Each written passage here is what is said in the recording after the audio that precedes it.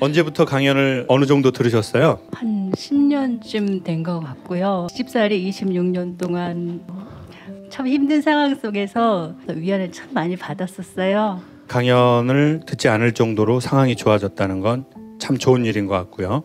그럼에도 불구하고 티켓을 끊었다는 건 매우 좋은 일인 것 같습니다. 어쩌면 제가 아니라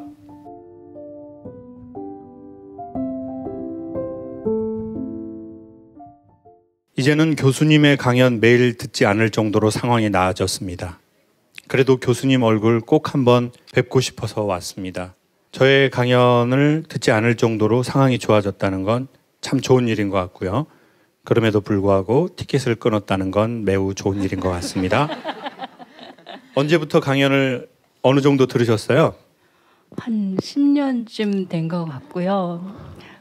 시집살이 26년 동안 남편은 해외 출장에 거의 한 달이면 절반은 나가 있었고 참 힘든 상황 속에서 그 교수님 유튜브 강의 많이 들으면서 위안을 참 많이 받았었어요. 이제 남편은 퇴직도 했고 또 이제 집안일도 많이 도와주고 그래서 상황이 많이 나아졌습니다. 헨리 나우엔이라는 이제 수사 겸 철학자 겸 영성가이신 분이 있었는데 최고의 지성인이고 최고의 강연자고 최고의 작가셨는데 라르시라고 하는 지적 장애인 공동체에 들어갑니다. 거기에 목회자로. 그리고는 그 라르시 공동체에서 라르시의 일기라고 하는 책을 씁니다. 자기가 거기에서 보냈던 시간들. 거기에 한 대목 전에도 한번 소개한 적이 있는데 소개할게요. 이분이 이제 거기 이렇게 딱 갔는데 이제 거기 있는 지적 장애인 분들하고 서로 이렇게 얘기를 하게 되는데 이제 우리는 보통 이러잖아요. 저희가 조금 친해지고 뭐 시간이 좀 지나고 더 사이가 뭐 이렇게 가까워지면 아 근데 선생님 저기 학교는 어디 혹시 나오셨어요? 이런 걸 물어보잖아요. 근데 이분들이 이제 인간관계에 대한 이 이해가 조금 이제 부족하다 보니까 그냥 바로 물어봐 버리는 거예요. 못 보던 사람이 오니까 갑자기 누구야? 이렇게 했어요. 이제 보통 우리는 누구예요라고 하면 자기 소속을 얘기하잖아요. 그래서 예 하버드 대학의 뭐 영성학 교수 헨리 나우엔입니다. 그러니까 이제 그분들이 이렇게 물어봐요. 하버드가 뭐예요? 그래서 이분이 또 친절하게 소개를 해요. 전 세계의 지성들이 공부를 하고 싶어하는 세계 최고의 학교인데 저는 학생이 아니고 그 학교 최고의 교수였습니다. 근데 이분들이 또 이렇게 말해요.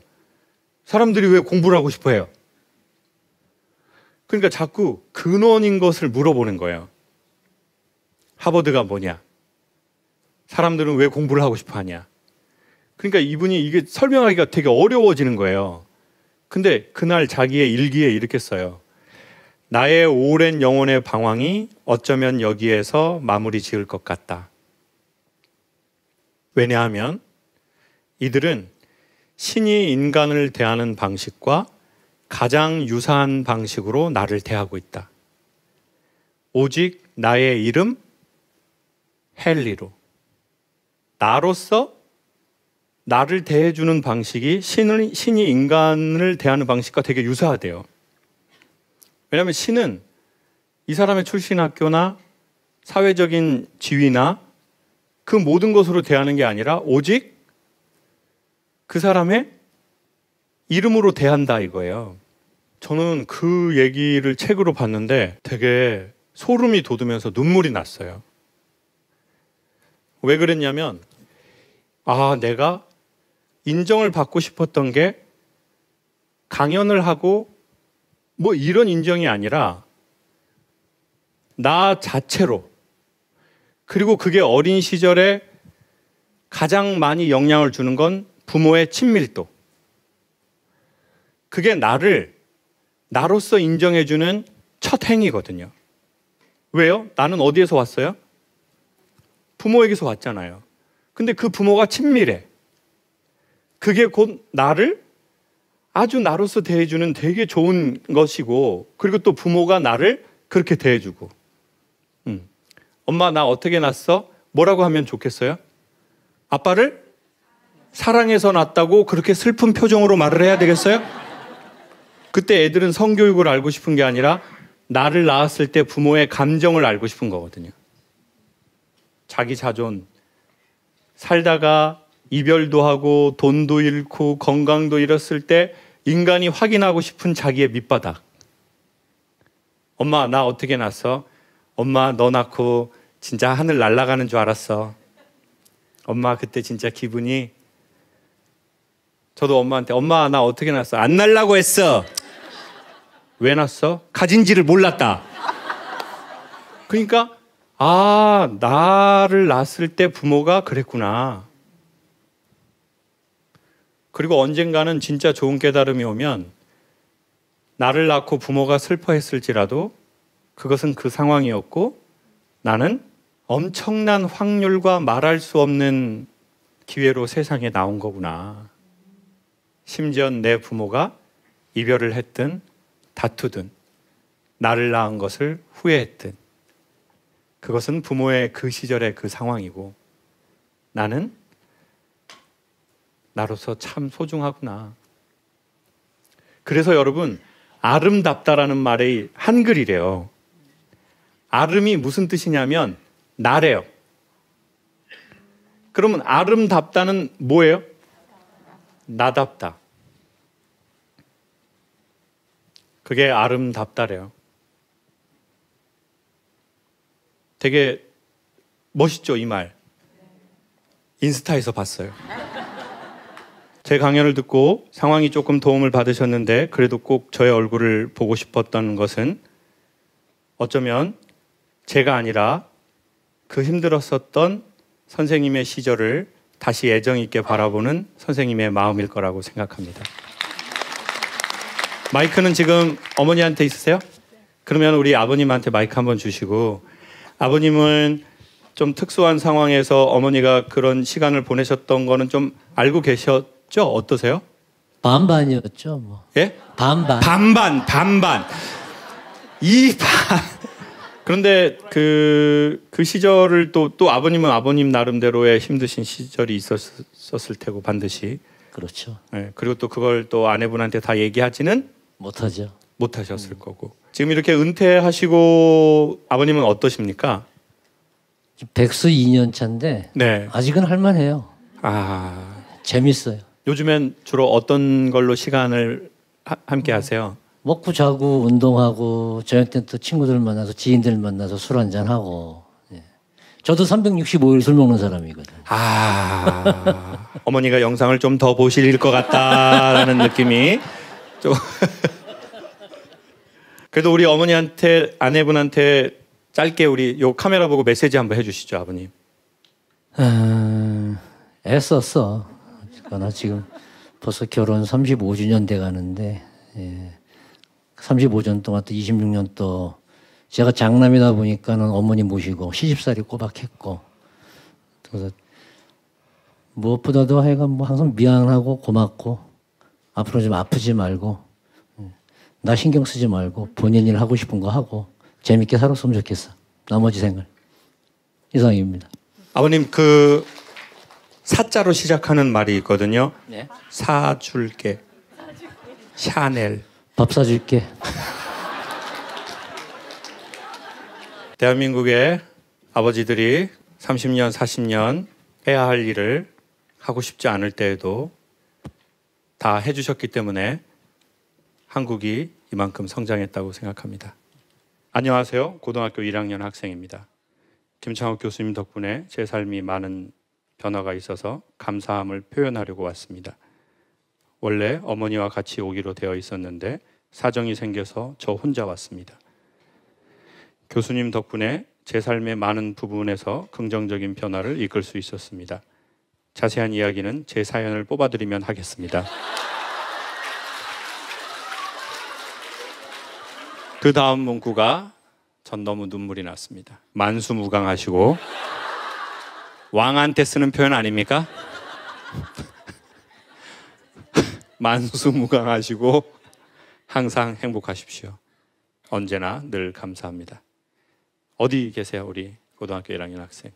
안녕하세요. 저는 너무 떨리는데 그 중동고에서 왔고요. 제가 12월 달에도 김채홍님 강의 왔었는데 그때는 제가 떨려가지고 제가 사연을 썼는데 안 뽑아주셔서 제가 이번에 좀 다르게 썼는데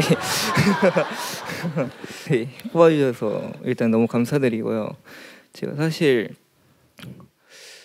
이게 김청옥님 강의를 처음 본 게 딱 작년 여름방학 지금 7월이었어요. 그때 제가 아버지랑 좀 갈등이 있어가지고 강연 처음 본 게 이제 그 가족을 사랑하지 마세요 그 영상인데 그 뒤로 이제 점점 그 영상들 보게 되면서 그때 아버지와 관계도 진짜 많이 개선한 것 같고 그래서 너무 감사하다고 느껴서 지금 이렇게 오게 되었습니다. 아유, 고맙습니다.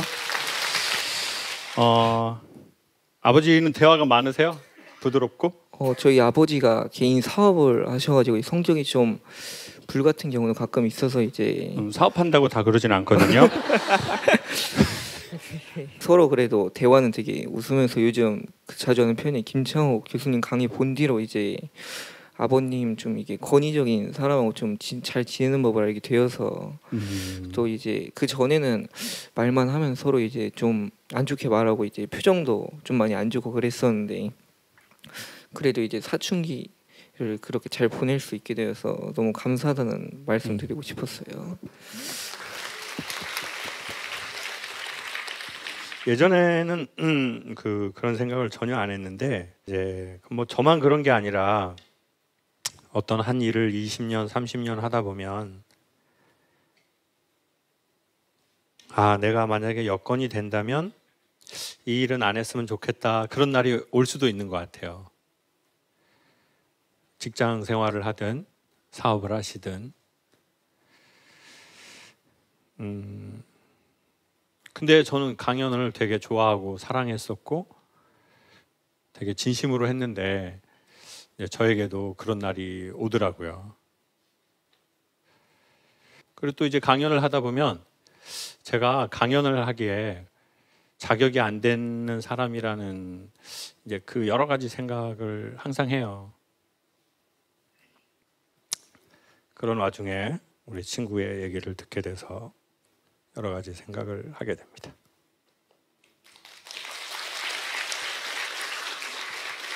뭐 제가 앞으로 어떻게 살지는 미지수지만 친구의 엽서를 잘 간직하고 친구의 메시지를 잘 간직하겠습니다.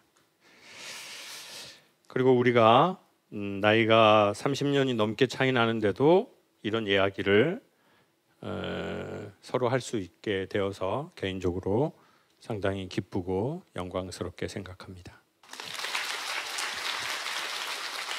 보통 이런 상황이 되면 울지 말라고 누가 얘기하는데 여러분은 아주 냉정하게 그냥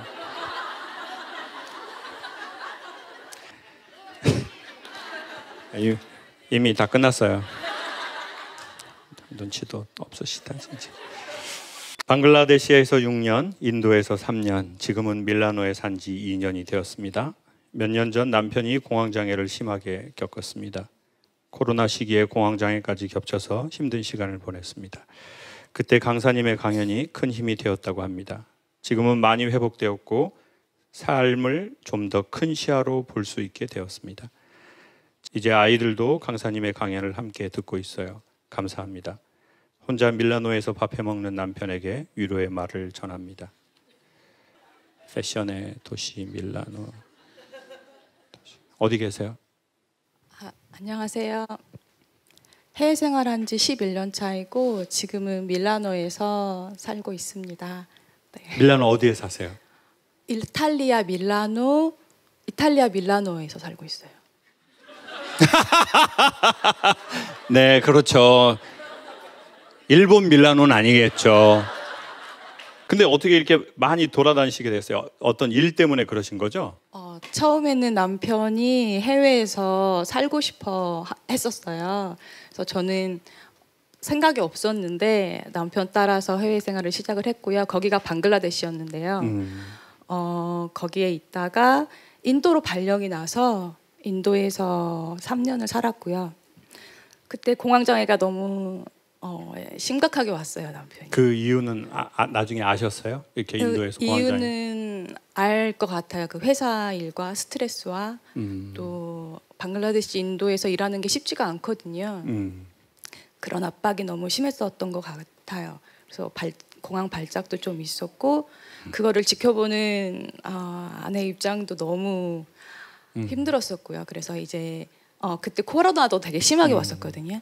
그래서 이제 다 그만두고 한국으로 돌아가자 남편한테 말을 했어요. 이제 괜찮다, 이제 돌아가자라고 말을 했을 때 밀라노에서 아시는 분이 같이 일을 하자 해서 밀라노로 다시 한번 용기를 내서 왔습니다. 지금은 완전히 좋아졌어요. 완전히 좋아졌고 너무 많이 좋아져서 네. 김창호 강사님 강연을 거의 매일 듣다시피 하고 있어요. 그래서 저희 아이들도 차만 타면 같이 듣고 있고요. 너무 밀라노에서요? 네, 밀라노에서요. 밀라노 그 아울렛 있죠? 그쪽이랑 가까워요? 저희는 유명한 산시로 경기장에서 가까운 산시로 축구 경기장이 있거든요. 그쪽에서 가까운 데 살고 있습니다. 아깝다. 선물 가져왔어요. 네? 선물 가져왔어요. 선물을요? 네. 남편분 성함이 어떻게 되세요? 홍성근입니다. 홍성근. 제가 남편에게 영상 메시지 하나 하겠습니다. 감사합니다. 안녕하세요, 홍성근님, 김창욱입니다. 저의 작은 강의가 힘든 시기를 넘길 때 조금이라도 도움이 되셨다니 큰 영광입니다. 밀라노 가서 실제 얼굴 보면서 꼭 파스타, 피자 먹는 날을 기대하겠습니다. 건강한 모습으로 꼭 다시 만나시죠. 건강하십시오. 그라치에. 감사합니다. 아마 밀라노 여행 그 책 같은데요? 아니요, 그 책은 제가 쓴 책이 책을 쓰셨어요?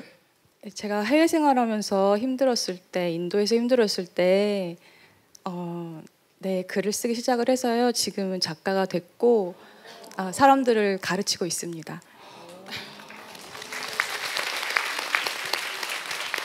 고맙습니다.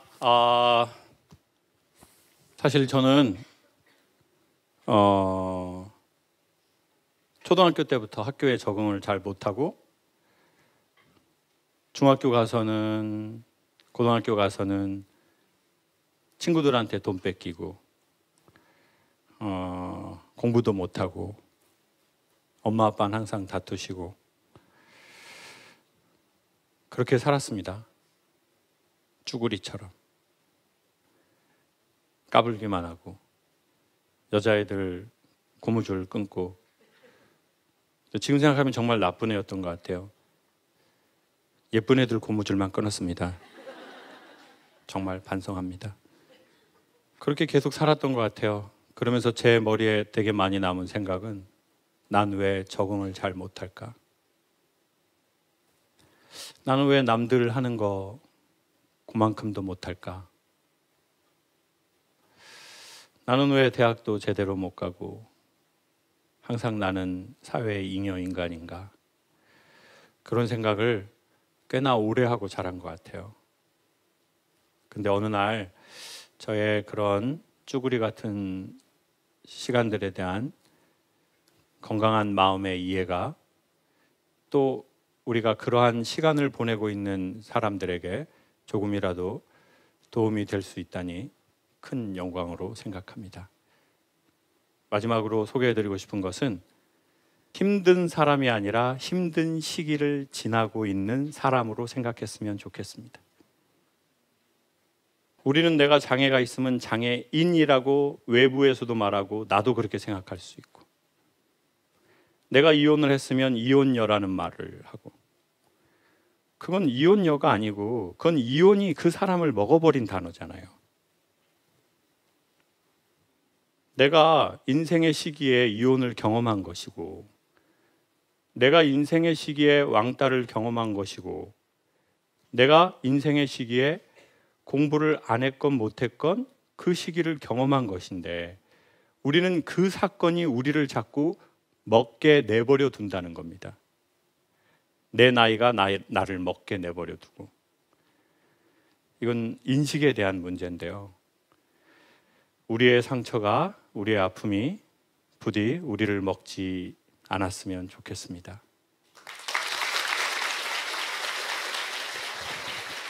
그라치에. 안녕하세요. 39세 여성입니다. 저와 언니는 어릴 때부터 전남 보성 외조부모님께서 키워주셨습니다. 아빠는 제가 돌 전에 돌아가시고 엄마는 돈을 벌러 서울에 가셨어요. 그 후에 엄마는 재혼을 하셨고 언니를 초등학교 3학년에 데려갔어요. 저도 곧 가겠지 했지만 고등학교를 졸업할 때까지 할머니께서 키워주셨습니다. 성인이 되어 제 안에 분노가 많이 있다는 것을 느꼈습니다. 작은 일에도 큰 걱정이 많습니다. 그런 제게 지금의 남편을 만났고 남편은 저를 다시 키워줬습니다. 투정을 받아주는 아빠로, 따뜻한 남편으로. 그래서 이렇게 잘 컸습니다. 저의 사연은 긍정적이라 안 뽑아주시겠죠? 뽑았다. 아버지는 아예 기억이 없으시겠네요, 우리가. 사진도 한 번도 못 봤어요. 사진도 못 보시고. 오늘 저 여기 오기 전에 이제 인공아우 회사에서 세미나가 잠깐 있었는데 거기에 이제 저희 아버지처럼 인공아우를 하시고 싶어 하거나 하신 70대 아버님들이 몇 분이 오셨어요. 근데 제가 강연을 하다가 그런 얘기가 나오게 됐어요. 그런데 요즘은 덜하지만 예전에는 제 눈이 슬퍼 보인다는 말을 정말 많이 했어요. 근데 그 이유가 뭔지 오늘 알았어요. 제가 아버지가 있으나 아버지랑 대화를 해본 적이 없어요. 그래서 아버지가 뭔지를 잘 모르거든요. 왜냐하면 청각장애가 있으면 수십 년 동안 소통이 단절되잖아요. 그래서 나오는 눈빛이 있더라고요. 외모는 정말 달라 보이시는데 저희 아버지의 눈빛과 유사한 분들이 3-4분이 앉아 계시는 거예요. 근데 그분을 보면서 알은 거예요. 내 눈이 슬퍼 보이는 이유는 제가 아버지를 모르는 거예요. 아버지 없음에 대한, 아버지가 무엇인지 모르는 거에 대한 근본적 스산함인 거예요.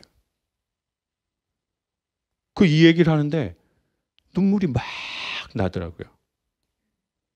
근데 왜 성장하면서 언니만 데려가고 우리 선생님은 놔뒀어요? 엄마 형편이 좀 2명 다 데려가긴 그래서요?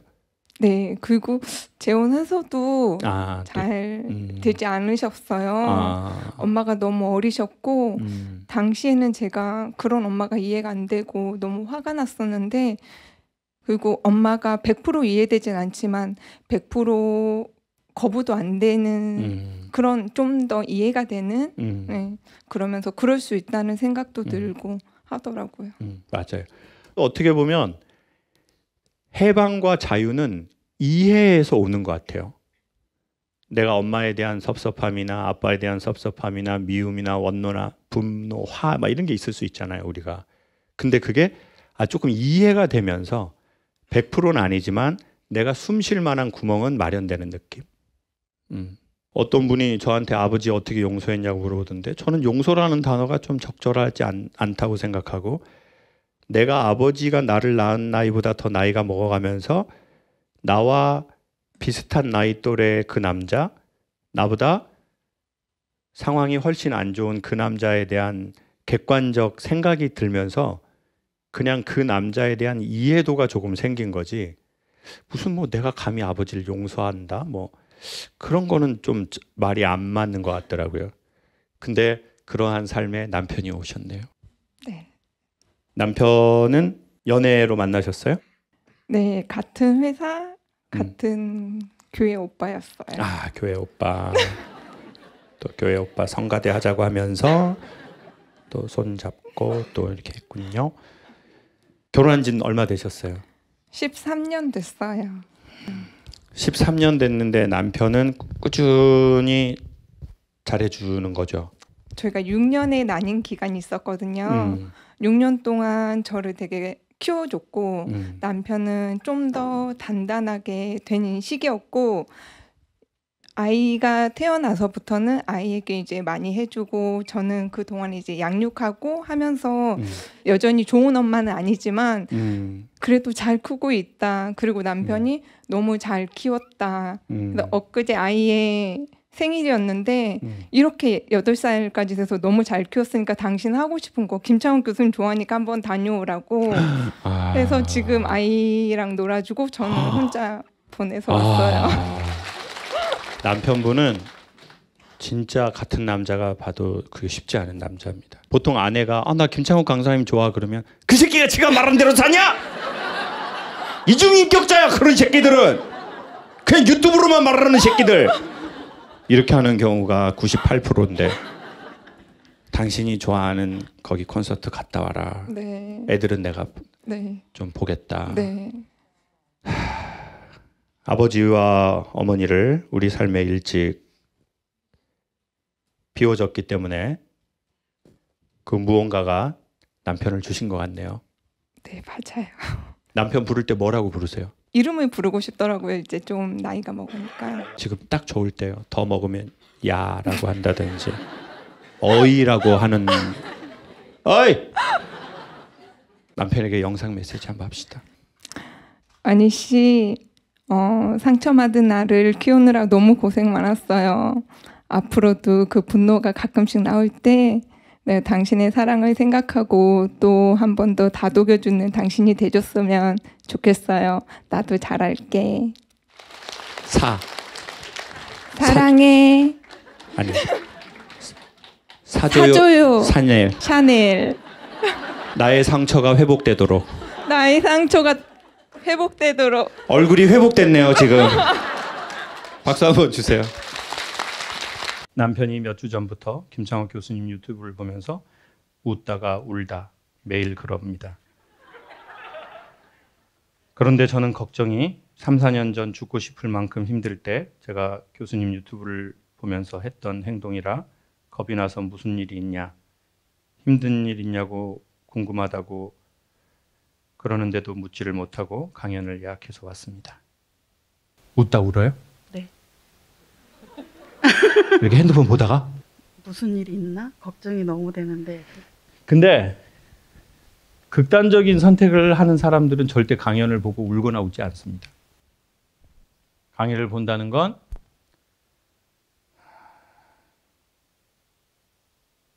잘 살고 싶다는 의지입니다. 제가 고등학교 때 그런 살짝 기도 아닌 기도를 한 적이 있거든요. 그게 뭐냐면 고등학생이 보기에 어른들인 제 나이 또래 전후가 된 아저씨들이 웃지를 않는 거예요. 표정을 보니까. 울지도 않아요.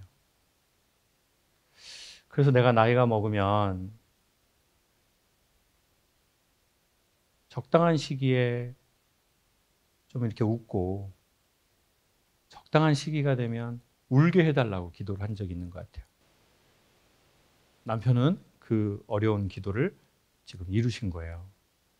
남편의 나이가 40대인가요? 50 중반.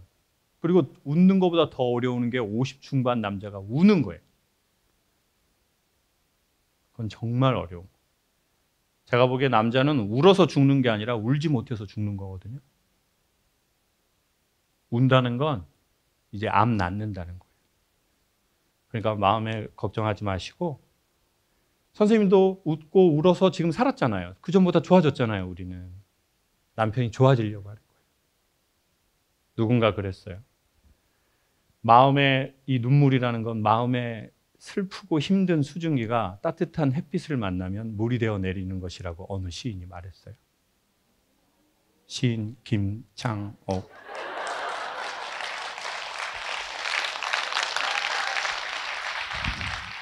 그건 억울해서 나는 눈물이 아니에요. 남편 눈물은. 영상 보고 나는 건. 그건 누군가가 내 마음을 알아주는 거고 뭔가 햇빛이 남편 마음에 비치신 거예요. 50대 남자가 대한민국에서 그렇게 되는 건 진짜 산삼 1000배짜리 만난 거예요. 그러니까 제 강연이 중요하다는 게 아니라 남편이 그런 반응을 보인다는 게 중요한 거예요.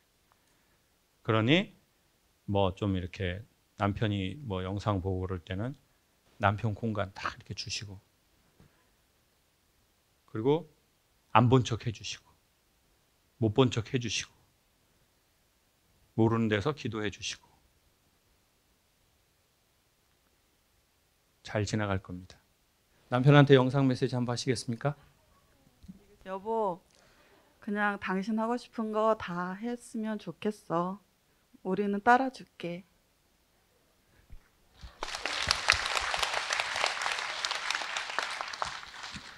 감사합니다. 남편이 복 있는 남자네요. 우리가 어쩔 수 없이 했다라고 생각하는 게 우리를 슬프게 할 때도 있지만 시간 지나 보면 그게 우리를 지켜준 것도 있다고 생각합니다. 요즘 혹시 어쩔 수 없이 내가 한다라고 생각해서 마음이 힘드시다면 시간이 좀 지나서 그게 우리를 지켜줬으면 좋겠습니다. 힘든 시기라면 잘 지나갔으면 좋겠습니다. 감사합니다. 목적을 잃어도 괜찮다. 목적을 잃었다고 본인의 존재감이 떨어지는 건 아니다. 이게 진짜 제가 하고 싶은 말이에요. 저와 여러분에게 너무 우리의 존재 가치를 우리의 효용성으로 입증하지 않았으면 좋겠어요. 신과 어머니가 인간을 대하는 방식이래요. 누가 그거를 가장 잘 대변하고 있냐면 반려견이라고 합니다. 집에 갈 때마다 뭘 해주죠? 그런 와이프가 있나요? 남편이 왔는데 막 부담스럽지 않을까요? 오직 나를 나로 좋아해주는 신에 매우 근접한 존재래요. 우리의 미션 의식, 우리의 사명감을 우리가 못 맞추더라도 저와 여러분은 소중하다라는 말을 전하고 싶어요. 나의 효용성보다 내 존재로 나를 그리워하고 나를 환영해주는 존재. 인간에겐 그게 필요한 것 같습니다.